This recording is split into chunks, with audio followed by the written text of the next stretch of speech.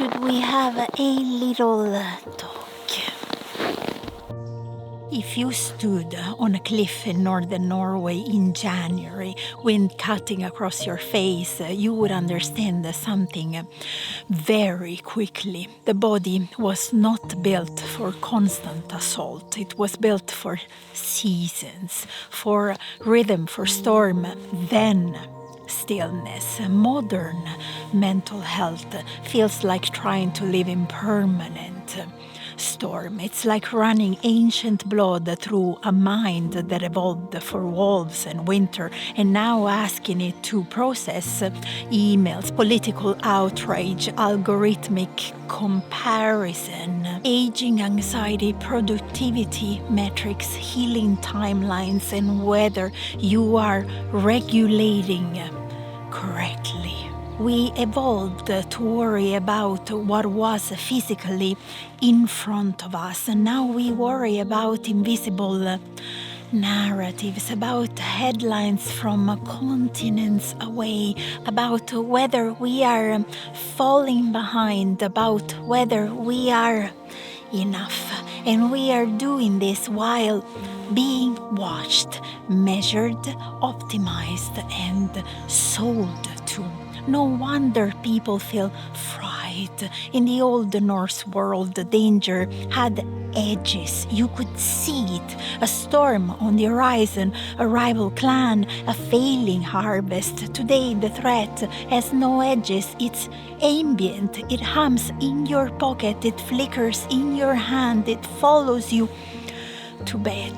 Your mind does not know the difference between a real wolf and a glowing rectangle telling you everything is collapsing. To me, it just feels like activation, constant activation, and then we shame ourselves for feeling unstable. Resilience today is misunderstood. It's not about becoming harder. Vikings were not frantic men running from alert to alert. They were patient observers of weather. They waited for tide. They respected rhythm. They did not sail in every storm just to prove strength.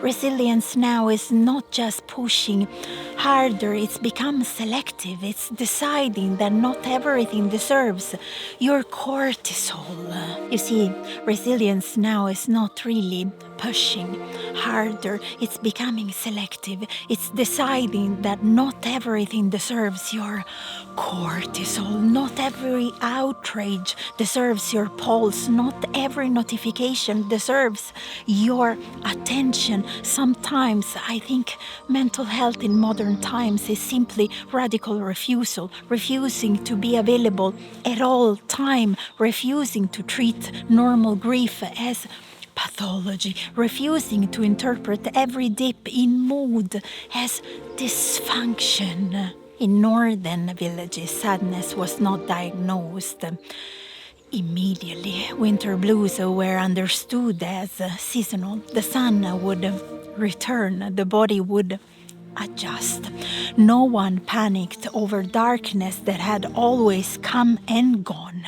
We have forgotten that rhythm. We have confused intensity with meaning. Just because something is loud does not mean it matters. Just because something trends does not mean it is yours to carry.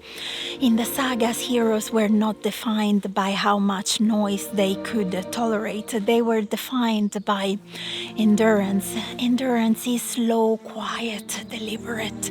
I sometimes imagine an old Norse farmer stepping into 2026.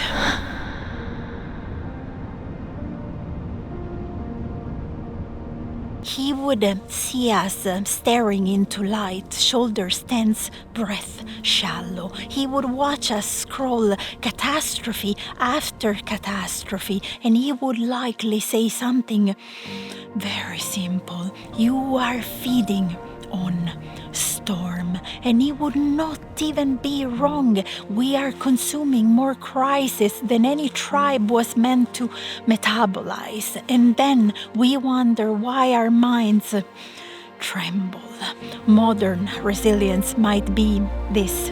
Can you sit in silence without reacting for stimulation? Can you walk along water without documenting it? Can you feel anger, sadness, boredom without diagnosing it or optimizing it? You see, up here in the north, silence is not emptiness.